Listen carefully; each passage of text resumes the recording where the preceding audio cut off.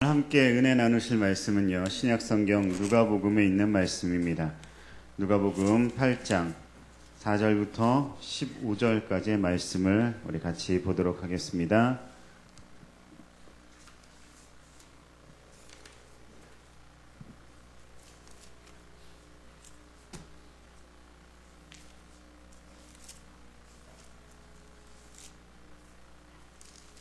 말씀을 찾으셨으면 한 절씩 교독함으로 말씀을 읽길 원합니다. 누가복음 8장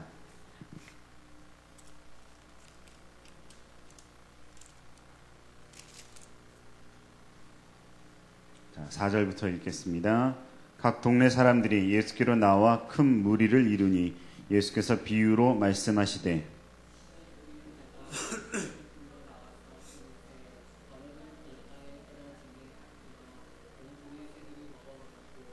더러는 바위 위에 떨어짐에 싹이 나다가 습기가 없으므로 말랐고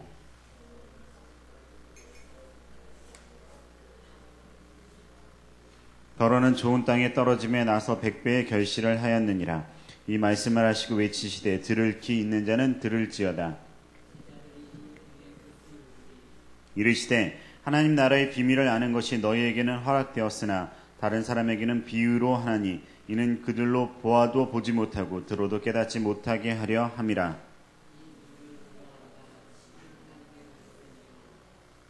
길가에 있다는 것은 말씀을 들은 자니 이에 마귀가 와서 그들이 믿어 구원을 얻지 못하게 하려고 말씀을 그 마음에서 빼앗는 것이요.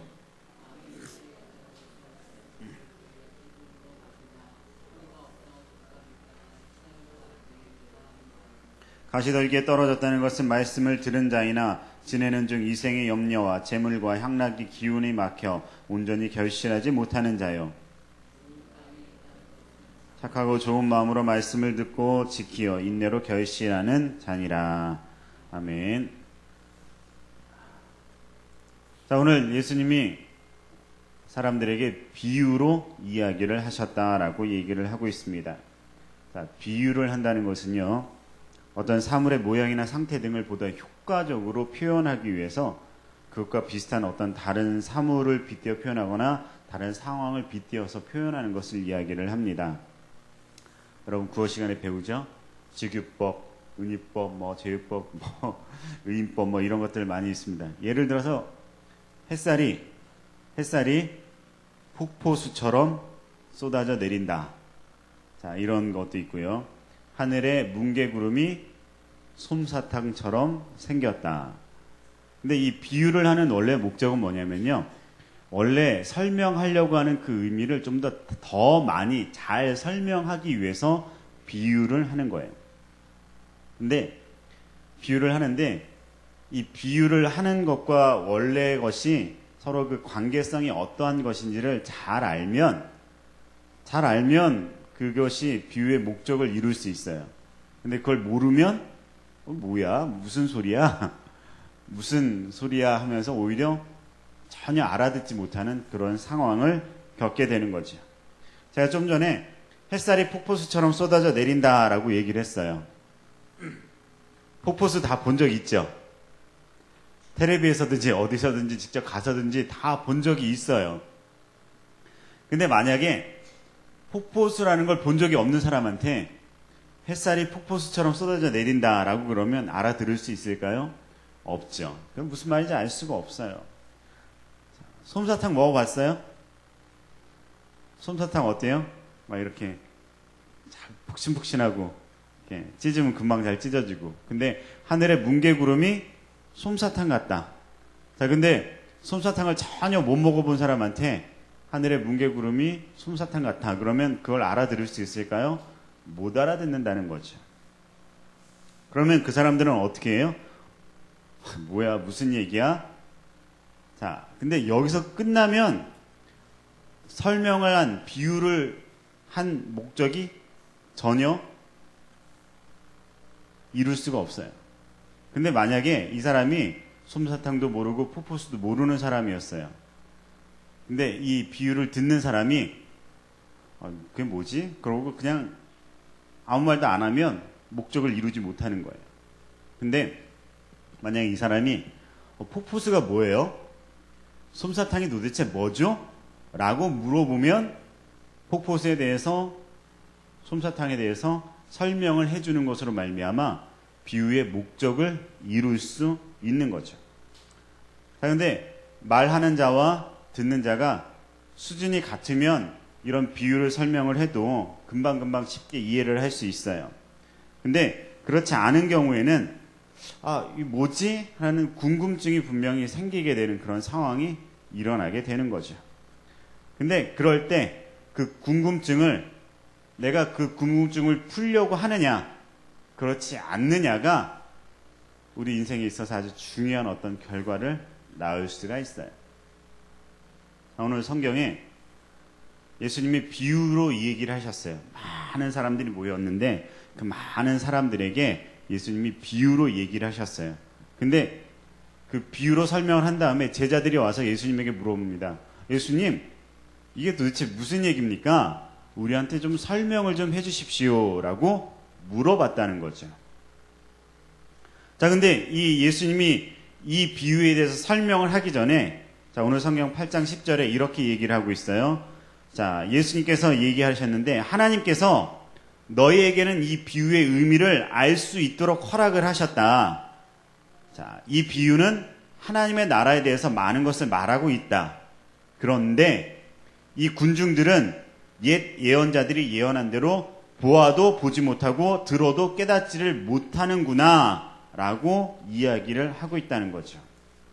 이게 이사야서의, 구약의 이사야서의 말씀을 인용을 하신 건데, 그때는 이사야서가 이 이스라엘 백성이 하나님 앞에 엄청 범죄하고 하나님을 온전히 섬기지 못하기 때문에 이사야가 가서 하나님 말씀을 전하겠습니다 라고 얘기를 했어요. 근데 그럼에도 불구하고 하나님은, 야, 네가 가서 이야기한다고 할지라도 쟤네들 들어도 듣지 못하고 봐도 보지 못하고 깨닫지 못하는 그런 인간이다. 그리고 오히려 그렇게 깨닫지 못했으면 좋겠다. 차라리 벌을 받았으면 좋겠다 라고 이야기하는 그런 대목에서 예수님이 말씀을 인용을 했어요. 근데 그 말씀을 인용을 하면서 많은 사람들이 같은 비유를 들었는데, 그 비유를 들은 사람들이 들어도 듣지 못한 것 같고 봐도 보지 못한 것 같고 깨닫지 못하는 사람들이구나 라고 이야기를 하고 있는 거죠. 누구처럼?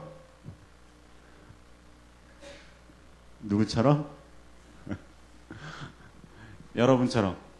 목사님 지금 뭔 얘기를 하는 거지? 이런 생각을 가지고 있는 여러분들처럼 수많은 사람들이 예수님 기적도 베풀고 여러 가지 많은 거 하신다. 그래서 예수님 구경하러 왔는데 예수님이 갑자기 막 씨를 뿌린다는 얘기를 하는 거예요. 뭐지? 어쩌라는 거지? 그리고 수많은 사람들이 그냥 다 돌아갔어요.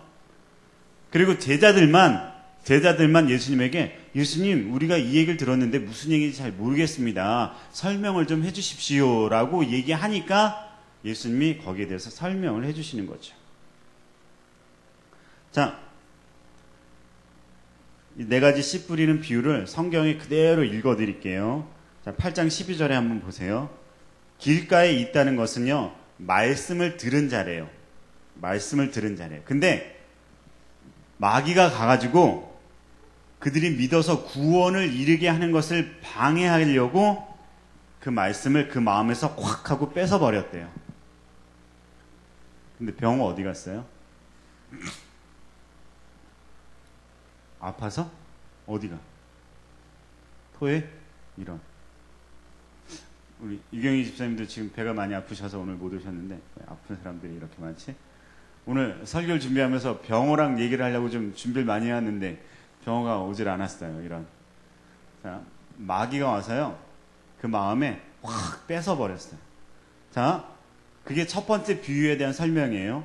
자, 두 번째 비유에 대한 설명은요, 씨를 뿌렸는데 바위 위에 있다는 건요, 말씀을 들을 때는 잠깐 기쁜데 바위에 씨가 뿌리를 내릴 수가 없어서 잠깐만 믿고 어떻게 됐어요? 금방 그 믿은 것이 뭔가 바람이 불고 시련이 당하면 금방 배반을 하는 그런 것이다 라고 얘기했어요. 자, 세 번째로는요, 가시떨기에 떨어졌대요, 씨가. 근데 이것은 말씀을 들은 자기는 하지만 삶을 살아가는 중에서 이 세상 속의 염려, 그리고 재물, 향락, 그런 것들의 어떤 그런 영향력에 막혀가지고 온전하게 열매를 맺지 못하는 그런 씨라고 얘기했어요. 자, 네 번째는요, 좋은 땅에 있다는 것은요, 뭐냐면 착하고 좋은 마음으로 말씀을 듣고 지켜서 인내하고 그것을 열매를 맺는 결실하는 거다라고 이야기를 하는 거죠. 제가 하는 얘기가 아니라 성경에 있는 그대로 그냥 얘기를 한 거예요. 이 말씀 그대로 예수님이 제자들에게 이야기를 했어요. 제자들이 이해를 했을까요? 여러분 이해가 가나요? 자, 그렇다면 우리 다시 조금만 앞으로 올라가 봅시다. 예수님이 마을 사람들에게, 모든 사람들에게 했던 그 씨 뿌리는 비유는 과연 뭔지 우리 한번 같이 볼까요? 자, 8장 5절부터 같이 한번 볼게요. 자, 자가 씨를 뿌리러 나가서 뿌리는데 벌어는 길가에 떨어짐에 공중의 새들이 먹어버렸고, 자, 6절에 벌어는 바위 위에 떨어짐에 싹이 나다가 습기가 없으므로 말라버렸고, 세 번째, 벌어는 가시떨기 속에 떨어짐에 가시가 함께 자라나서 기운을 막아버렸고, 네 번째, 8절에 벌어는 좋은 땅에 떨어짐에 나서 100배의 결실을 맺었더라라고 얘기를 하고 있어요. 자, 우리는 보통 이 말씀을 들으면 100배, 그래, 100배의 어떤 결실에 집중해서 난 말씀을 잘 듣고 100배의 결실을 맺어야지라고 생각하는 경우가 많은데, 우리 말씀을 지금 얘기하는 건 그 100배가 중요한 게 아니에요. 과연 결실을 맺을 수 있는 그런 사람이 되느냐 안 되느냐가 중요한 거죠. 이 네 가지 비유 중에서 앞에 세 가지는 결실을 맺었어요, 못 맺었어요? 못 맺었어요. 마지막 한 가지만 결실을 맺었다는 거죠. 자, 근데 이 씨라는 것이요, 열매를 맺기 위한 기초의 단계예요. 근데 예수님이 이것을 뭐라고 얘기했냐면 말씀이다라고 이야기를 하셨어요. 그래서 예수님의 말씀을 들을 때에 그 말씀이 어떠한 상태가 되어 버리는가, 그런 것을 비유로 이야기를 하셨다는 거죠. 자, 그럼 이걸 우리의 지금 드리는 예배에 대해서 한번 대입을 해가지고 생각을 해봅시다. 첫 번째, 말씀이 이렇게 선포가 되어지고 있어요. 여러분의 귀는 열려 있는 것 같아요. 한쪽 귀로 열심히 잘 들어가고 있어요. 근데 그 귀에 말씀이 들어가는데, 이게 말씀이 들어가면 이게 머리로 가든지 또는 가슴으로 가든지 말씀이 가야 돼요. 근데 이게 어디로 가요? 일로 들어가서 일로 나오는 거예요. 그렇죠? 말씀은 그냥 들어가고 그냥 나와요. 머리에도 안 가고요, 가슴에도 안 가요. 어떤 아무런 감각이 없어요. 그저 피곤할 뿐이고 그저 눈이 감길 뿐이에요. 선영아, 왜 봐? 다행히? 응? 그저 피곤하고 눈이 감길 뿐이요 그러는데 선영이가 눈을 감고 있었는데 눈을 번쩍 뜨더니 다행을 보네요. 그냥 말씀을 듣는데 그냥 피곤하고 눈이 감길 뿐이야. 들리는 거는 목사님 목소리요. 내용은 뭔 얘기인지 꿈속이에요, 그냥. 근데 아주 신기한 게 있어요. 이상하게 말씀이 끝나면 정신이 바짝 들어. 그렇죠? 다들 그렇죠? 웃는 사람이 꽤 많은 거 보면 그런 경험이 많아요. 말씀을 들을 때는 이게 뭔 말이야, 목사님 목소리 그래 이러는데 무슨 내용인지 하나도 모르다가 이상하게 말씀이 딱 끝나고 이제 말씀 끝나는 기도를 하기 시작하면 막 잠이 깨고 몸이 개운해지고 그런 경험이 많잖아요, 솔직히. 근데 이 첫 번째 비유에 뭐라 그랬어요? 말씀을 들을 때 그 말씀을 듣고 이게 머리로도 못 가게 하고 가슴으로도 못 가게 하고 머리나 가슴으로 가서 우리가 깨달아 구원을 얻어야 되는데, 하나님의 무엇을 깨달아야 되는데 그것을 누가? 새들이 와서 막 쪼아 먹는데요. 설명할 땐 뭐라 그랬어요? 예수님이 마귀가 와서 그것을 빼앗아 간다고 그랬어요. 여러분들 졸리는 게 여러분 밤중에 열심히 공부해서 졸리는 걸까요? 아니죠. 텔레비전 열심히 봤죠. 아니면 잠은 자도 끝이 없다는 듯이 열심히 더 많이 자서 다른 날보다 더 많이 자니까 아침에 더 피곤하죠. 여러분, 그냥 그게 여러분들에게 그냥 주어지는 그냥 단순한 피곤함이라고 생각하시면 안 돼요. 피곤함은 와서부터 자고 끝나도 자고 찬양하도 자고 그래야지. 왜 말씀이 끝나면 정신이 맑아지는 걸까요? 여러분을 듣지 못하게끔 방해하는 게 있다는 거예요. 여러분의 정신을 누구한테 뺏기고 있는 거예요? 길가에 씨처럼 새가 막 쪼아먹는 것처럼 지금 여러분 주변에서 마귀가 듣지 못하게 해야지 하면서 방해하고 있어요. 그 방해하는 걸 이길 수 있어야만 결실을 맺을 수 있는 사람이 돼요. 자, 두 번째 비유를 보세요. 내가 예배를 드리러 왔어요. 예배를 드리러 왔어요. 사실을 확실히 인식하고 있어요. 근데 말씀을 들으려고 열심히 노력을 해요. 노력을 하면서 내가 일주일 사는 동안에 참 힘들었어. 예배를 드리면서 말씀을 들으면서 좀 이렇게 좀 위로를 좀 받아야겠다. 말씀을 들으면 내가 좀 힘이 좀 나겠지라고 생각을 해요. 그럼 말씀을 들을 때 그래 맞아 그러면서 고개를 잠깐 흔들어요. 근데 예배가 끝나고 교회를 착 나가잖아요. 교회를 나가는데 난 달라진 게 없어요. 교회는 나가지만 밖에는 모든 것들이 다 그대로고 나 자신도 그대로고 내가 살아가는 삶도 그대로예요. 뭔가 공급받는 게 없는 거예요. 잠시 잠깐 기쁨을 누리긴 하는데 예배가 끝나고 삶으로 돌아오는 그 순간부터는 내가 언제 예배를 드렸나 싶은 그런 삶으로 돌아가고 말아요. 근데 그 삶 속에서는요, 뭐가 있냐면 내가 정말 나 자신에 대해서 불만족한 그런 모습을 가지고 있어요. 푹푹 한숨 쉬면서요, 내가 도대체 왜 일주일 동안 그렇게 힘들게 살았는데 교회 와서도 뭔가 좀 얻어갔으면 좋았는데 왜 아무것도 못 얻고 가지? 이런 마음으로 교회 문을 나서는 경우가 있다는 거죠. 근데 실질적으로 이 사람들이 말씀을 들었을까요? 자기가 뭔가 원하는 걸 듣고 싶었을 거예요. 자기가 원하는 거. 내 삶에 뭔가 좀 힘이 되고 싶은 그런 거. 근데 말씀은요, 여러분 삶에 분명 위로가 될 수 있는 거지만 내가 원하는 말을 해서 위로를 주는 건 절대 아니에요. 하나님이 여러분들에게 하고 싶은 말을 해서 위로를 주는 건데 그걸 하나님이 원하는 말을 듣는 것이 아니라 내가 원하는 말을 듣기 시작하면요, 어떠한 것도 내 머릿속에 들어오지 않는 거죠. 그럼 역시 결실을 맺을 수가 없어요. 자, 세 번째는요. 자, 말씀을 들을 때 그 자리에 앉아는 있어요.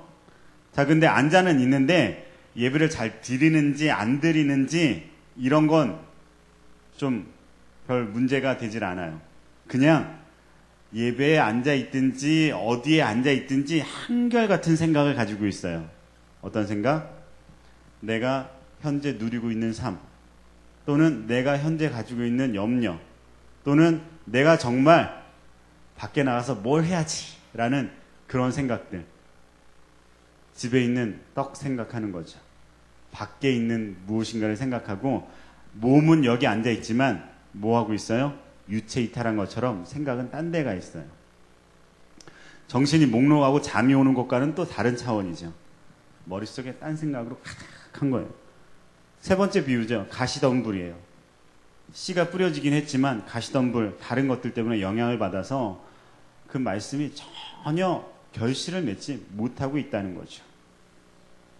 자, 근데 우리가 이 네 번째 말씀을 들을 때 예수님이 설명할 때 이렇게 얘기하셨어요. 착하고 좋은 마음으로 듣는다라고 얘기했어요. 자, 여러분, 착하고 좋은 마음으로 듣는다는 게 과연 뭘까요? 여러분, 착하고 좋은 마음이면, 여러분이 착한 사람이면 그렇게 되는 거예요? 착한 사람은 과연 어떤 사람이죠? 자, 여러분, 착한 사람인가요? 제가 봤을 때 착한 사람 별로 없는 것 같아요. 오늘 말씀에 빗대어 보면 제가 생각할 때 착하고 좋은 마음이라는 건 뭐냐면요, 그 말씀을 궁금해하는 거예요. 안 뛰어가도 돼. 그냥 살 걸어가면 된다. 말씀을요, 궁금해하는 거예요. 착하고 좋은 사람은요, 제가 이렇게 얘기하고 있으면 어떻게 해요? 뭐지? 저 얘기가 뭐지? 이러고 이렇게 눈빛을 보면서 고개를 깨악깨악 하면서 그런 것 같으면 이러고 아닌 것 같으면 뭐지? 이렇게 교회를 까고 걸으면 그게 정말 착하고 좋은 마음이에요. 왜요? 듣고 있구나. 근데 정말 나쁘고 안 좋은 마음은 뭐예요? 얘기를 하든지 말든지. 그래도 여러분 요새 핸드폰은 전혀 안 봐서 참 좋아요. 생각이 딴 데가 있는 사람이긴 하지만 예전에 핸드폰도 계속 쳐다보고 그런 사람들도 많이 있었는데 그러지 않아서 정말 좋아요. 하지만 이제 생각을 좀 이렇게 고개를 푹 숙이고 다른 생각하는 게 아니라 고개를 들고 들으려고 노력하고 저게 뭐지라고 궁금해하고 그 궁금한 게 이해가 안 되면 물어볼 수 있는 마음이 착하고 좋은 마음이에요. 근데 그런 물어볼 수 있는 마음이 없으면 아무 소용이 없는 거죠. 우리가 예배 끝나면 공과 공부를 하잖아요. 공과 공부할 때 설교한 거를 이렇게 공과하면서 뭐 들은 걸 적기도 하지만 이 시간에 가장 여러분들이 해야 될 게 뭐냐면 이해가 안 되는 게 있으면 들은 걸 외우려고 하지 말고 이해가 안 되는 게 있으면 선생님한테 물어보는 거예요. 선생님한테 우리 예배 드리기 전에 선생님들한테 공과하기 전에 설교에 대해서 잠깐 간단하게 얘기해주고 애들한테 뭐 어떤 질문하고 어떻게 얘기해주고 이렇게 공부를 하거든요. 근데 공과가 하는 시간에 보면 우리는 되게 이제 들은 거 외우고 적고 이런 걸로 끝내는 경우가 많아요. 그게 아니라 여러분들이 궁금한 거, 여러분들이 이해가 잘 안 간 거 선생님한테 물어보면 선생님들 다 대답해 줄 수 있어요. 여러분 이해가 안 가는 이유는 안 들어서 이해가 안 갈 수도 있죠. 하지만 들으면요 이해가 가는 것도 있고 이해가 안 가는 것도 있고 그게 당연한 거예요. 이해가 가는 게 있는 반면에 이해가 안 가는 게 있는 것이 당연한 거죠. 들을 때. 안 들으면 그게 없지만 들으면 당연히 그게 있는 거예요. 근데 여기서 착하고 좋은 마음이라는 것은 이해가 안 가면 물어보라는 거예요. 자, 오늘 제자들은 어떻게 했어요? 와서 착하고 좋은 마음으로 물어봤어요. 예수님, 씨 뿌리는 자의 비유에 대해서 얘기했는데 이게 무슨 말인지 도대체 모르겠습니다. 그러니까 예수님이 그래, 너희에게는 이 비유의 의미를 알 수 있도록 허락이 되었다. 하지만 저 사람들은 들어도 듣지 못하고 봐도 보지 못하고 깨닫지 못하는 그런 나쁜 상태다라고 이야기를 하신 것처럼 지금 여러분들도 말씀을 들을 때에 말씀을 들은 것이 결실을 맺으려면 어떻게 해야 돼요? 착하고 좋은 마음을 가져야 돼요. 그 착하고 좋은 마음이 뭐라고요? 궁금해하는 마음이라는 거죠. 요즘에는요 기사나 어떤 인터넷이나 이런 거 신문 같은 거 보면 뭐가 제일 중요해요? 앞에 그 굵은 글씨로 나오는 헤드라인이 제일 중요하잖아요. 가끔 이렇게 그 제목은 아주 뭔가 이렇게 뭔가 충격적이고 제목은 뭔가 이게 뭐지 궁금해하는 그런 경우가 있어요. 근데 클릭해서 들어가면 정말 아무 내용 아닌 그런 어떤 쓸데없는 기사들 그런 것들도 많이 있죠. 근데 아주 그런 게 너무 많아가지고 제목만 보고 그냥 다른 술술술 넘어가다가 제목 봤다가도 그게 아니면 금방 넘어가 버리고 그 안에 있는 것들을 정말 처음부터 끝까지 잘 읽어보는 일이 별로 없어요. 그냥 요즘은 또 텔레비도 잘 안 봐도 돼요. 왜냐면 신문 기사에 다 나오잖아요. 제목에 나오고 내용에 다 나오고 그냥 텔레비 좋은 드라마 있어도 클릭하면 내용 다 나와요. 그럴 정도로 다 나오는데 실질적으로 그것을 뭔가 자세하게 읽어보고 내가 궁금해하고 이게 뭐지라고 생각할 만한 그런 일들은 별로 하지를 않아요. 세상에 그것보다 훨씬 더 좋은 글들도 많고 정말 잘 읽어봐야 되고 내 마음속에 깨달을 만한 그런 글들도 많은데 그런 것들을 찾아보지를 않는다는 거죠. 근데 그런 글들을 볼 때 혹시나 제목을 보고 들어갔지만 그 안에 있는 것들이 자기의 생각과 좀 다르고 재미없네 그러면 금방 닫아버려요. 또 자기랑 너무 뭐 별로 이렇게 글이 한 100가지 내용이 있으면 그 중에서 한 가지 정도 마음에 안 드는 게 있으면 거기에 대해서 또 전체를 비교하는 악플 같은 걸 달기도 하죠. 근데 되게 그건 좀 심심한 사람들이 하는 거고 바쁜 사람들은 거의 글을 잘 보지를 않아요. 근데 착하고 좋은 마음이라는 건 그런 글들을 좀 끝까지 읽어보는 거예요. 그리고 그 글들을 끝까지 읽다 보면 왜 이런 글을 썼을까라고 생각을 할 수 있게 되는 거죠. 자, 요즘 그 의사들이 파업을 한다고 이야기를 하고 있어요. 왜 그런지 알아요? 이유 모르죠. 그 지하철 노조가 파업을 하고 있잖아요. 아직 하고 있는데 왜 그런지 알아요? 모르죠. 자, 그런 내용들에 대해서 그냥 겉으로 드러난 어떤 헤드라인만 보면요, 이게 막 그 사람들이 잘못된 일을 하는 것 같고 그 사람들이 막 정말 자기들 이익만 따지는 것 같고 그런 일들을 볼 수 있어요. 근데 실질적으로 그 안에 들어가 보면요, 왜 그런 일들을 하는지에 대해서, 그걸 뭐 동의하라는 얘기는 아니에요. 왜 그런 일들을 하는지에 대해서 이유는 좀 알 수 있죠. 근데 그런 궁금한 것이 없이 우리는 뭐라고 얘기하냐면 저 사람들 막 돈도 많이 버는데 왜 파업하고 그러냐. 근데 실질적으로 그 사람들이 전에도 한번 얘기했는데 돈을 많이 버는데 파업을 하는 데는 이유가 있는 거예요. 돈을 많이 버는데도 불구하고 파업을 함으로써 뭔가를 이루려고 하는 건 뭔가 목적이 있는데 그 목적이 옳은지 안 좋은지를 우리가 판단을 해야 되는 거잖아요. 근데 판단할 수 있는 근거를 끝까지 읽어봐야만 판단할 수 있어요. 근데 우리는 되게 헤드라인만 보고 그것만 보고 결정을 하는 거죠. 그러면 절대 우리는 착하고 좋은 그런 마음으로 살 수가 없어요. 성경도 마찬가지예요. 여러분들 주중에 와서, 주말에 와서, 주일날 와서 말씀을 듣고 잠깐 그냥 지나가는 그런 헤드라인만 보고 어떤 성경적인 그런 큰 어떤 기사들 이런 것만 보고 예수님이 우리에게 뭔가를 했나, 그랬나 보다, 이런 것으로 끝내고 지나가 버리면 여러분 절대 착하고 좋은 마음으로 결실을 맺을 수가 없어요. 예수님이 왜 그런 일을 행하셨는지, 예수님이 왜 그런 말을 하셨는지, 예수님이 여러분들에게 왜 십자가를 지셨는지를 정확하게 깨달으려고 착하고 좋은 마음으로 궁금해하고 알려고 노력하지 않으면 여러분 절대 결실을 맺을 수가 없다는 거죠. 성경은요, 꽤 매력적인 책이에요. 왜냐하면 성경은 많은 글들이 있잖아요. 근데 그 글들이요, 앞뒤 문맥이나 창세기부터 요한계시록까지 막 서로 짝이 맞아요.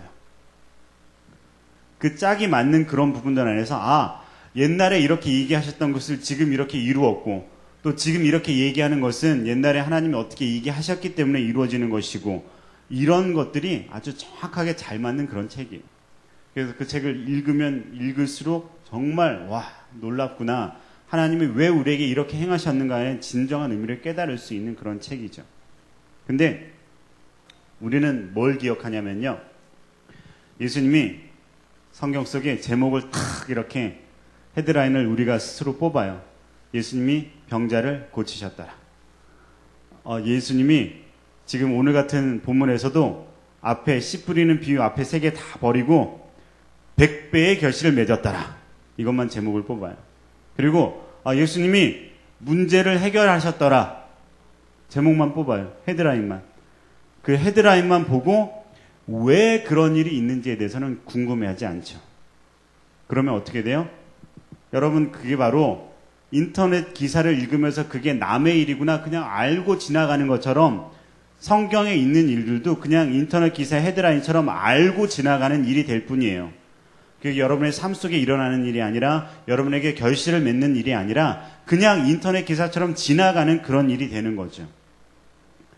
근데 그게 나에게 결실을 맺는 일이 되려면 어떻게 되냐면 클릭하고 눌렀으면 그 안에 있는 내용을 끝까지 쭉 읽어보고 착하고 좋은 마음으로 궁금해하는 것을 물어보는 일이 있을 때 결실을 맺을 수 있다는 거예요. 예수님이 오늘 비유를 얘기했어요. 씨 뿌리는 자의 비유인데 첫 번째, 두 번째, 세 번째 막 엉뚱한 데 뿌려져서 결실을 맺지 못했어요. 마지막으로 결실을 맺은 게 뭐냐면 착하고 좋은 마음, 비유에서는 좋은 땅이라고 얘기했죠. 그 좋은 땅에 심겨진 씨, 그게 착하고 좋은 마음으로 궁금해하는 마음이 있을 때에만 결실을 맺을 수 있다는 거예요.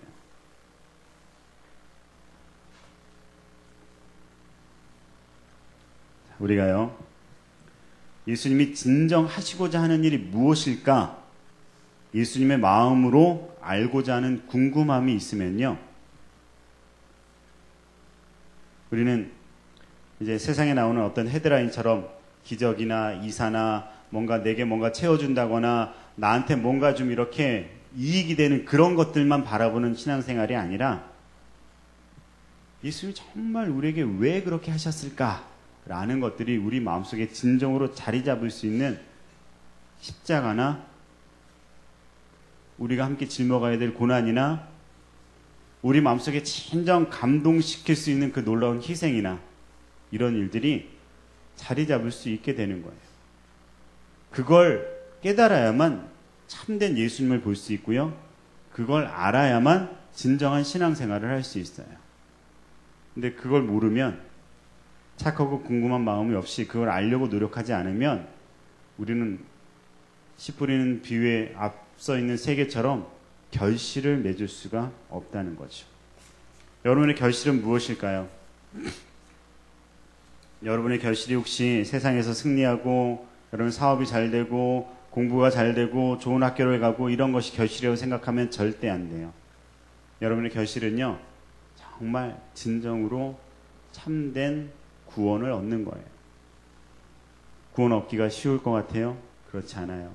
세상에서는요, 씨 뿌린 자에 앞서 있는 세 가지 비유처럼 마귀가 우리를 구원을 얻지 못하게 괴롭히고 있고요.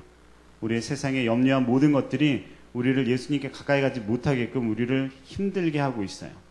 이런 상황 속에서 예수님을 진정으로 만날 수 있는 사람이 과연 얼마나 될 것 같아요? 여러분, 예수님을 진정으로 만나고 계십니까?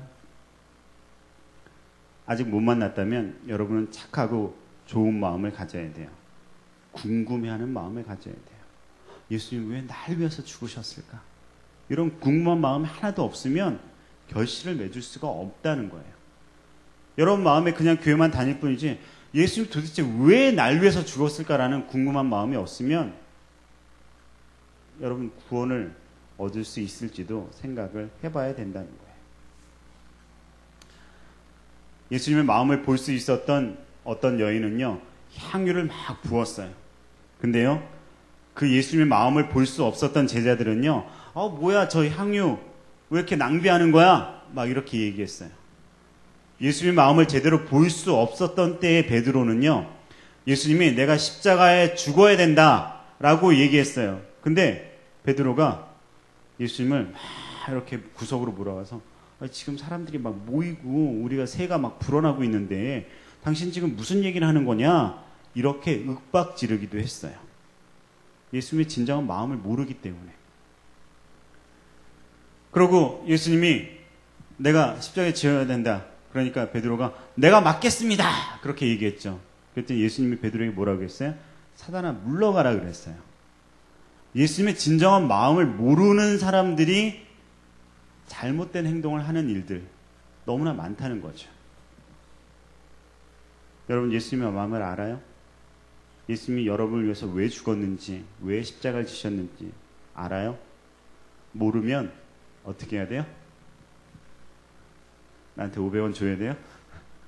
궁금하면 500원이 아니라 여러분 스스로 궁금해해야 돼요. 궁금해하고 물어보려고 노력하고 그리고 알려고 노력하고 답을 찾으려고 노력하는 일이 있어야만 결실을 맺을 수가 있다는 거죠.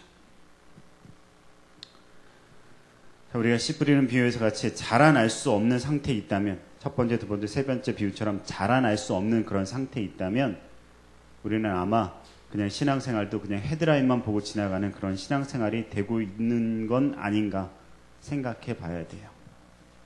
여러분, 4가지 단계 중에서 어느 단계에 있는지 한번 생각해 보시길 원해요. 그리고 예수님에게 제자들이 와서 물어본 것처럼 여러분들도 물어봤으면 좋겠어요.